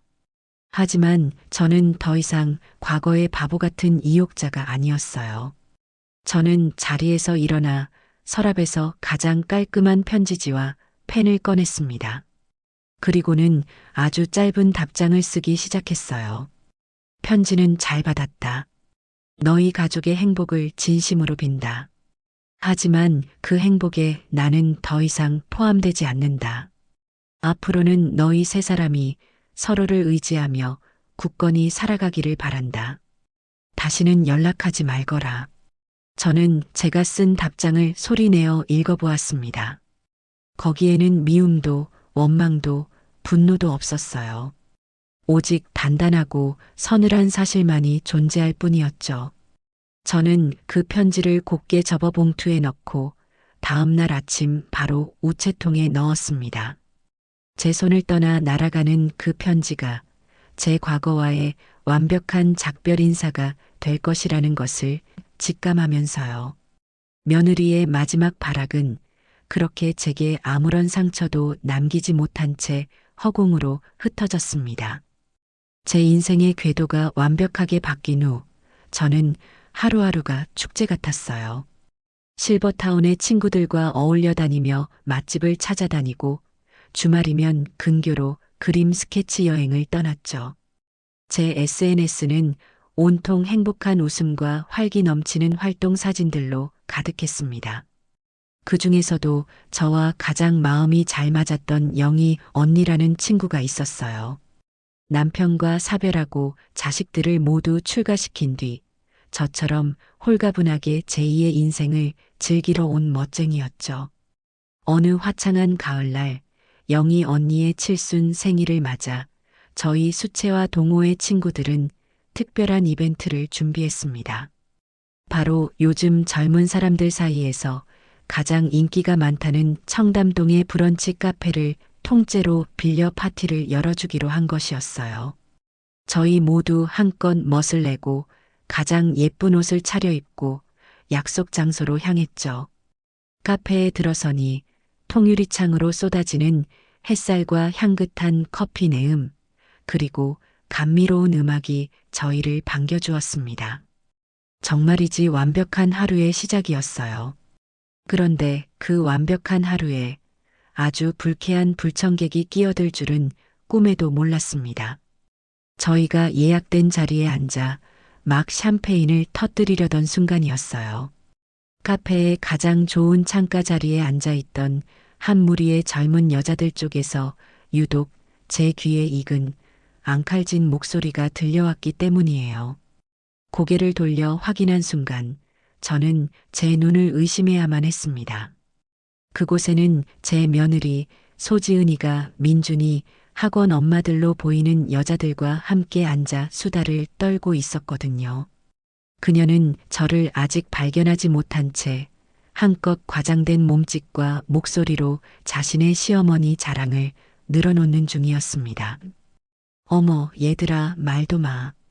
우리 시어머님은 정말 신세대라니까. 지금쯤 스페인에서 플라멩코 보고 계시려나? 얼마 전에는 프랑스에서 직접 골랐다면서 나한테 명품 가방을 선물로 보내셨지 뭐니? 내가 전생에 나라를 구했나 봐. 나를 딸처럼 아끼셔서 당신 평생 모은 재산으로 된 건물 하나도 벌써 우리 진석 씨 앞으로 돌려놓으셨다니까. 나중에 민준이 유학 자금으로 쓰라고. 정말 통이 크시지 않니? 저는 제 귀를 의심했어요. 스페인? 명품 가방? 건물? 저게 지금 대체 무슨 소리인가? 그녀는 자신의 허영심을 채우기 위해 저를 아주 작정하고 소설 속 주인공으로 만들어 놓았던 거예요. 주변 엄마들은 와, 지은아, 너 정말 시집 잘 갔다. 어쩜 시어머니 복을 그렇게 타고났니? 라며 부러움 섞인 감탄사를 연발하고 있었죠. 지은이는 그 반응이 아주 만족스럽다는 듯 어깨를 으쓱하며 샴페인 잔을 우아하게 들어 올렸습니다. 바로 그때였어요. 저희 테이블의 분위기를 띄우기 위해 나선 영희 언니가 제 이름을 크게 불렀습니다. 여러분, 우리 오늘의 주인공 영희를 위해 다 함께 축배를 들까요? 그리고 이 멋진 파티를 준비해준 우리 총무, 이옥자 여사님께도 큰 박수 부탁해요. 이옥자라는 제 이름이 카페 안에 울려 퍼지는 순간 지은이의 표정이 그대로 굳어버리는 것을 저는 똑똑히 보았습니다. 그녀의 눈이 기계처럼 삐걱거리며 제 쪽을 향했고 저와 눈이 마주친 순간 그녀의 얼굴은 순식간에 새하얗게 질려버렸죠. 손에 들고 있던 샴페인 잔을 테이블 위에 쨍소리를 내며 떨어뜨리는 바람에 하얀 테이블 보는 순식간에 얼룩으로 물들었습니다. 그녀의 친구들이 놀라 지은아, 왜 그래? 어디 안 좋아? 라며 걱정했지만 지은이는 아무 말도 하지 못하고 그저 저를 귀신이라도 본 사람처럼 쳐다만 보고 있었어요. 저는 자리에서 천천히 일어났습니다. 그리고는 가장 우아하고 여유로운 미소를 지으며 그녀의 테이블로 걸어갔죠. 어머나 아가, 여기서 다 보네. 세상 참 좁구나. 제 목소리에 지은이의 친구들 시선이 모두 제게로 쏠렸습니다. 지은이는 거의 울기 직전의 얼굴로 억지로 웃으며 말했어요. 어머님, 스페인에서 언제 돌아오셨어요? 저희한테 연락도 없이 서프라이즈로 오신 거예요? 그녀는 마지막까지 거짓말로 상황을 모면해 보려 애썼지만 이미 때는 늦었습니다. 제가 그녀의 거짓말에 마침표를 찍어줄 차례였으니까요. 스페인? 아가, 무슨 오해가 있었나 보구나. 나는 몇 달째 서울에 있는 골든 라이프 실버타운에서 지내고 있단다. 거기 시설이 얼마나 좋은지 몰라. 수영장도 있고 그림 교실도 있고 너도 나중에 나이 들면 한번 와보렴. 물론 초대를 받는다면 말이지만 제 말 한마디 한마디가 비수가 되어 그녀의 심장에 꽂혔을 겁니다. 저는 쐐기를 박듯 말을 이었어요. 그리고 이쪽은 내 친구들이야. 오늘은 우리 영희 언니 칠순이라 내가 파티를 열어주었단다. 너도 인사하렴. 내 아들 진석이의 아내 소지은이라고 한다. 저는 일부러 내 며느리가 아닌 아들의 아내라고 칭하며 완벽하게 선을 그었습니다. 그제야 상황 파악을 마친 지은이의 친구들은 경악과 황당함이 뒤섞인 표정으로 지은이와 저를 번갈아 쳐다보았어요. 그들의 눈빛은 마치 이렇게 말하는 것 같았죠. 지금까지 너가 한 말이 전부 거짓말이었어? 거짓말의 성이 무너져 내리는 것은 한순간이었습니다. 지은이는 창피함과 모멸감에 얼굴이 홍당무처럼 달아올라 고개도 들지 못하고 입술만 파르르 떨고 있었어요. 그녀가 그토록 지키고 싶었던 체면과 허영이 그녀 자신이 만든 거짓말의 덫에 걸려 산산조각 나는 순간이었죠. 저는 더 이상 그들에게 관심을 두지 않았습니다. 제 친구들이 기다리는 자리로 돌아와 아무 일도 없었다는 듯 샴페인 잔을 높이 들어 올렸어요. 자, 우리 영희 언니의 멋진 칠순과 우리 모두의 빛나는 오늘을 위하여. 위하여. 경쾌하게 부딪히는 유리잔 소리가 카페 안을 가득 메웠습니다. 저는 샴페인을 한 모금 마시며 창가 자리를 슬쩍 쳐다보았어요. 지은이의 친구들은 이미 썰물처럼 빠져나가고 없었고 그 자리에는 지은이 혼자 망연자실한 표정으로 멍하니 앉아 있었습니다. 그 초라한 뒷모습을 보니 분노보다는 오히려 연민의 감정이 들더군요.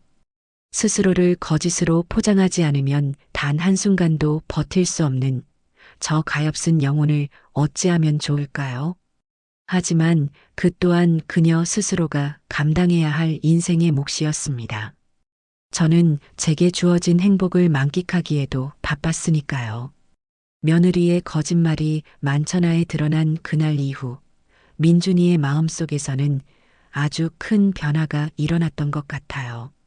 아마도 엄마의 초라한 모습을 직접 전해 들었거나 혹은 그날 이후로 더욱 예민하고 신경질적으로 변한 엄마의 태도에서 무언가를 직감했겠죠.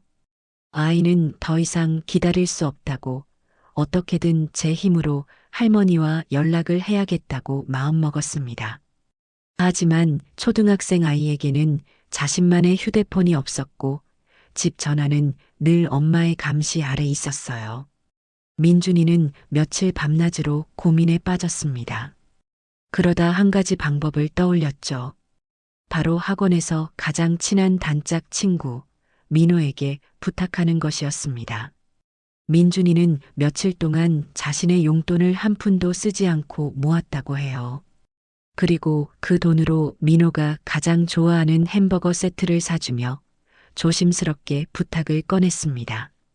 민호야, 나 네 휴대폰 딱 5분만 빌려주면 안 될까? 정말 중요한데 전화할 곳이 있어서 그래. 통화요금은 내가 나중에 꼭 갚을게. 민호는 착한 아이였어요. 민준이의 간절한 눈빛에 아무것도 묻지 않고 자신의 최신 스마트폰을 선뜻 건네주었죠. 민준이는 떨리는 손으로 휴대폰을 받아들고 학원 복도 구석으로 달려갔습니다. 그리고는 기억 속에 또렷하게 새겨져 있던 제 전화번호를 하나씩 정성껏 눌렀어요. 그때 저는 실버타운 제 방에서 한가롭게 수채화를 그리고 있었습니다. 한 번도 받아본 적 없는 낯선 번호로 전화가 걸려왔을 때 저는 광고 전화려니 생각하고 그냥 끊어버릴까 잠시 망설였어요. 하지만 무언가에 이끌린 듯 저도 모르게 통화 버튼을 눌렀죠. 여보세요? 수화기 너머에서는 한동안 아무런 소리도 들리지 않았습니다. 그러다 이내 아주 작고 떨리는 목소리가 들려왔어요. 할머니? 순간 제 손에 들려있던 붓이 바닥으로 툭 떨어졌습니다. 그 목소리는 제가 세상에서 가장 사랑하고 그토록 그리워했던 제 손주 민준이의 목소리가 분명했어요. 민준이니? 우리 민준이 맞아? 네, 할머니, 저 민준이에요.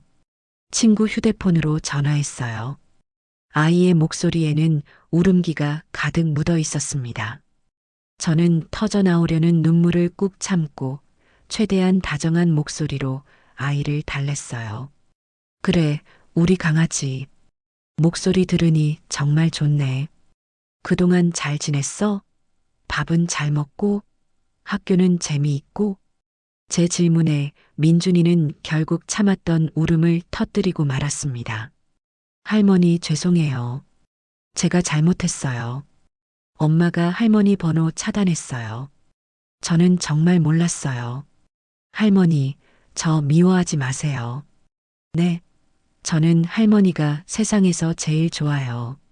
아이의 진심 어린 사과와 고백에 제 심장은 무너져 내리는 것 같았어요. 얼마나 마음고생이 심했을까요? 어린 것이 부모와 할머니 사이에서 얼마나 혼란스럽고 무서웠을까요? 저는 목이 메어 잠시 아무 말도 할 수가 없었습니다. 민준아, 저는 겨우 목소리를 가다듬고 말을 이었어요. 할머니는 우리 민준이 단 한순간도 미워한 적 없단다. 이건 민준이 잘못이 아니야. 어른들의 문제고 할머니가 스스로 선택한 거란다. 그러니 우리 민준이는 절대로 죄책감 가질 필요 없어. 알겠지? 저는 아이를 안심시키기 위해 제 지금의 삶에 대해 이야기해 주었습니다. 얼마나 멋진 곳에서 사는지, 얼마나 좋은 친구들을 만났는지, 그림 그리는 게 얼마나 재미있는지, 그리고 크루즈 여행이 얼마나 환상적이었는지. 제 목소리는 거짓말처럼 밝고 명랑했어요. 아이에게 제 걱정을 조금이라도 덜어주고 싶었기 때문이에요. 할머니 정말 재미있게 지내시는구나. 다행이다. 민준이는 어느새 울음을 그치고 제 이야기를 흥미롭게 듣고 있었어요. 우리는 마치 예전처럼 시간 가는 줄 모르고 한참 동안 수다를 떨었습니다. 아이는 학교에서 있었던 시시콜콜한 이야기들을 늘어놓았고 저는 맞장구를 치며 웃어주었죠. 그렇게 짧고도 긴 통화가 끝나갈 무렵 저는 민준이에게 한 가지 중요한 당부를 했습니다. 민준아, 오늘 할머니한테 전화한 거 엄마 아빠한테는 비밀로 해야 한다. 괜히 말했다가 우리 민준이만 혼날 수 있으니까. 그리고 이건 약속해줘. 부모님 미워하지 않겠다고. 두 분 다 민준이를 아주 많이 사랑하시는 분들이야. 다만 사랑하는 방식이 조금 서툴 뿐이란다. 우리 민준이가 중간에서 지혜롭게 행동해야 해. 할머니랑은 이렇게 가끔씩 우리 둘만의 비밀 통화로 만나면 되니까. 알겠지? 네, 할머니. 약속할게요. 전화를 끊고 저는 한참 동안이나 멍하니 허공을 바라보았습니다. 가슴속에서 뜨거운 무언가가 벅차게 차오르는 것을 느꼈어요. 그것은 슬픔이 아니었습니다. 기쁨이자 희망이었죠. 제가 잃어버렸다고 생각했던 가장 소중한 연결고리가 아주 단단하게 이어져 있다는 것을 확인한 순간이었으니까요. 그날 이후 저와 민준이는 일주일에 한 번씩 민호의 휴대폰을 통해 비밀 통화를 이어갔습니다. 우리는 서로의 일상을 공유하고 고민을 나누고 서로에게 힘이 되어 주었죠. 부모에게도 말하지 못하는 속마음을 아이는 제게 털어놓았습니다. 저는 그 아이의 유일한 비밀 친구이자 든든한 상담사가 되어 주었어요. 비록 몸은 멀리 떨어져 있었지만 제 마음은 그 어느 때보다도 손주와 가까이 있었습니다. 그리고 그것만으로도 저는 충분히 행복했어요.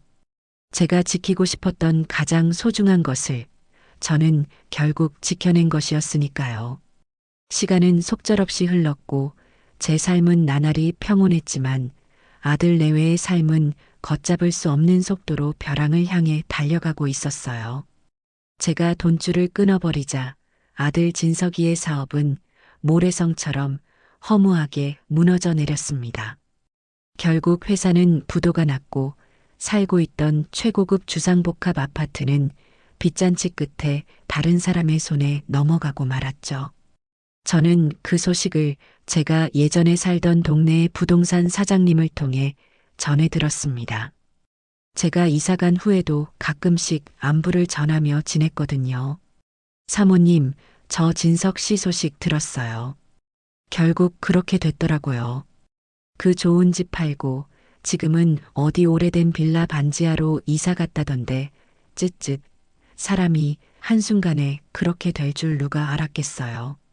다 사모님 덕에 호의호식하던 건데, 그걸 몰랐던 거죠. 사장님의 혀차는 소리를 들으며 제 마음은 이상하리만치 담담했습니다. 그럴 줄 알았지 하는 생각뿐이었어요. 제 도움 없이는 단 하루도 버틸 수 없는 허약한 뿌리를 가진 나무들이었으니까요. 며느리 지은이는 견디지 못했을 겁니다. 평생을 다른 사람의 시선과 부러움 속에서 살아왔던 그녀에게 반지하 월세방에서의 삶은 죽기보다 더한 고통이었을 테니까요. 아마 매일같이 남편을 들볶고 자신의 신세를 한탄하며 지옥 같은 나날을 보냈겠죠. 그러던 어느 겨울밤, 저는 실버타운 제 방에서 따뜻한 차를 마시며 책을 읽고 있었습니다. 그때 프런트에서 인터폰이 걸려왔어요. 제 아들이 술에 잔뜩 취한 채로 저를 만나러 왔다는 것이었습니다. 경비 직원의 만류에도 불구하고 로비 바닥에 주저앉아 막무가내로 저를 만나게 해달라고 울고 있다는 것이었어요. 저는 깊은 한숨을 내쉬었습니다. 결국 이날이 오고야 말았구나. 저는 경비 직원에게 아들을 아무도 없는 비상계단 쪽으로 데려다 달라고 부탁했습니다. 다른 입주민들에게 추한 모습을 보이고 싶지 않았기 때문이에요. 두꺼운 외투를 걸치고 비상계단으로 나가자 차가운 시멘트 바닥에 웅크리고 앉아 어깨를 들썩이며 울고 있는 아들의 초라한 뒷모습이 보였습니다. 한때는 제 눈에 세상에서 가장 훤칠하고 늠름했던 아들이었는데 지금은 그저 길 잃은 가여운 짐승처럼 보일 뿐이었죠. 제 발소리에 아들이 천천히 고개를 들었습니다. 술과 눈물로 엉망이 된 얼굴은 제가 알던 아들의 모습이 아니었어요. 며칠은 굶은 사람처럼 헬쑥했고 눈은 깊게 패어 공허했죠. 그는 저를 보자마자 어린아이처럼 제 다리를 붙잡고 통곡하기 시작했습니다.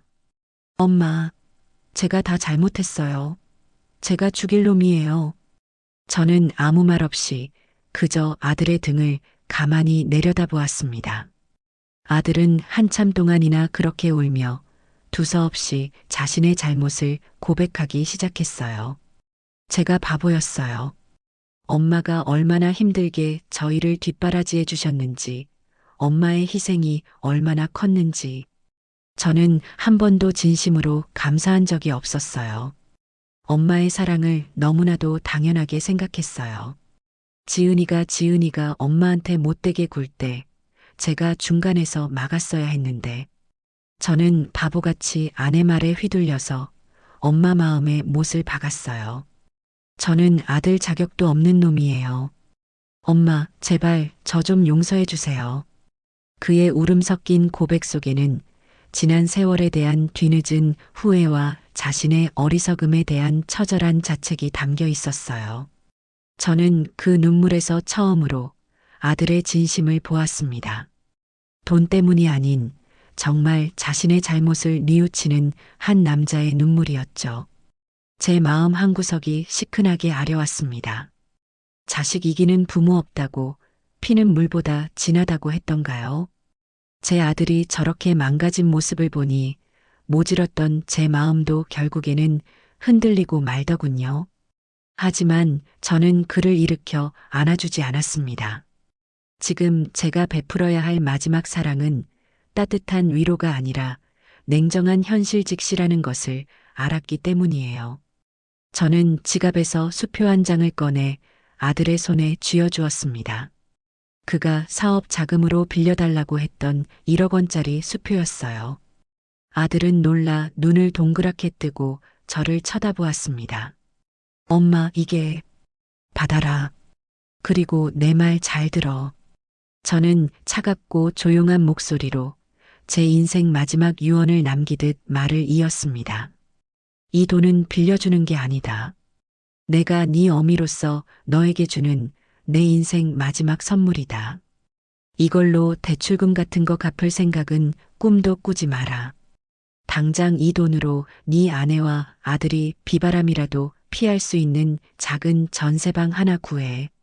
그리고 남는 돈으로는 작은 트럭이라도 한 대 사서 내일부터 당장 시장에 나가 과일 장사라도 시작해. 네 아비가 그랬던 것처럼, 네 어미가 그랬던 것처럼 땀 흘려 돈 버는 게 얼마나 정직하고 힘든 일인지 네 몸으로 직접 깨달으라는 말이다. 저는 아들의 눈을 똑바로 쳐다보며 말했어요. 그리고 이 돈을 마지막으로 나와 너의 인연은 이걸로 끝이다. 나는 더 이상 네 엄미가 아니고 너도 더 이상 내 아들이 아니다. 내 호적에서 너를 파낼 수는 없겠지만 내 마음속에서는 오늘부로 너를 완전히 지워낼 생각이다. 그러니 다시는 나를 찾아오지 마라. 성공해서 찾아올 필요도 없고 실패해서 찾아올 필요도 없다. 이제부터 네 인생은 온전히 너 혼자 책임지고 살아나가야 한다. 그게 내가 너에게 바라는 유일한 효도다. 알겠니? 제 단호한 말에 아들은 아무 대답도 하지 못하고 그저 고개를 숙인 채 눈물만 뚝뚝 흘렸습니다. 저는 더 이상 그 자리에 머물지 않았어요. 차가운 비상계단을 걸어 나오며 저는 제 심장의 일부가 함께 떨어져 나가는 듯한 아픔을 느꼈습니다. 하지만 후회는 없었어요. 이것이 제가 제 아들을 그리고 저 자신을 진정으로 사랑하는 유일한 방법이었으니까요. 때로는 품에서 놓아주는 것이 가장 위대한 사랑일 수 있다는 것을 저는 그날 밤 비로소 깨달았습니다. 그렇게 세월이 흘렀어요. 강산이 한번 변한다는 10년이라는 시간이 훌쩍 지나갔죠. 그동안 제 삶에는 많은 변화가 있었습니다. 저는 더 이상 실버타운에 살지 않아요. 수채화에 대한 열정이 깊어져 몇 년 전부터는 인사동의 작은 골목에 제 이름을 건 조그마한 갤러리를 열었거든요.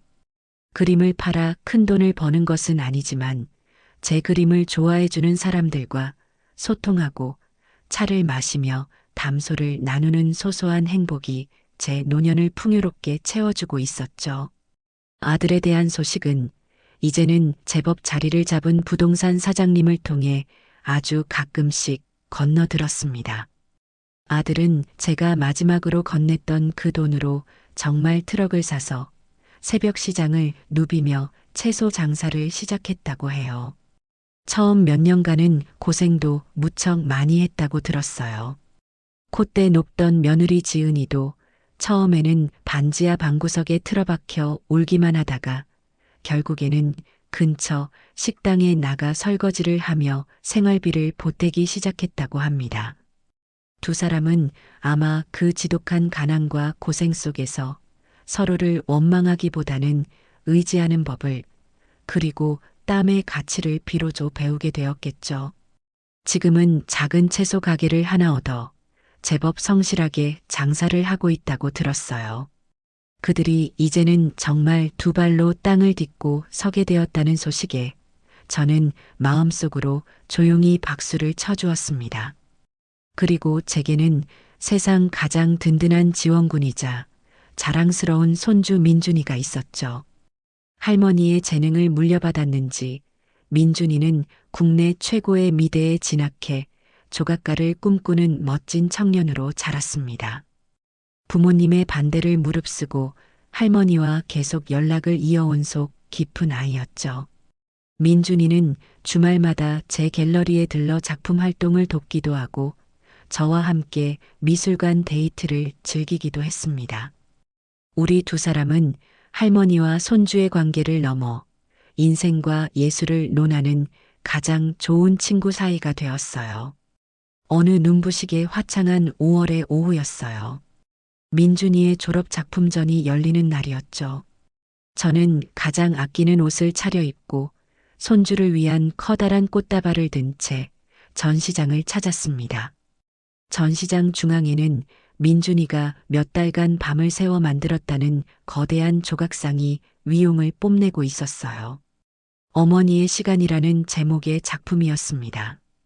거칠고 투박한 손으로 무언가를 단단히 움켜쥐고 있는 한 여인의 상반신을 표현한 작품이었죠.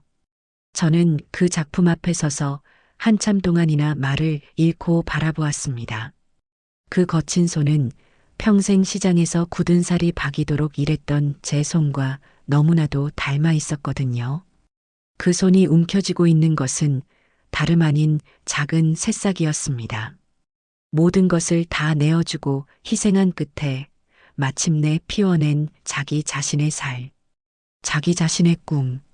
민준이는 제 인생을 그 어떤 자서전보다도 더 깊고 아름답게 표현해 주었던 거예요. 할머니, 제 작품 어때요? 어느새 제 곁으로 다가온 민준이가 쑥스러운 듯 물었어요. 저는 눈가에 맺힌 눈물을 닦아내며 손주의 손을 꼭 잡았습니다. 최고다, 아들아. 네가 할머니에게 준 세상 최고의 선물이야. 바로 그때였어요. 전시장 한쪽 구석에서 두 사람이 저희 쪽을 망설이듯 바라보고 있는 것이 보였습니다. 10년 만에 마주하는 아들, 진석이와 며느리 지은이었어요. 세월의 풍파를 그대로 맞은 듯 두 사람의 얼굴에는 깊은 주름이 새겨져 있었지만 예전에 그 경박하고 불안한 눈빛은 찾아볼 수 없었죠. 대신 그 자리에는 성실한 노동으로 다져진 평온함과 조심스러운 미안함이 담겨 있었습니다.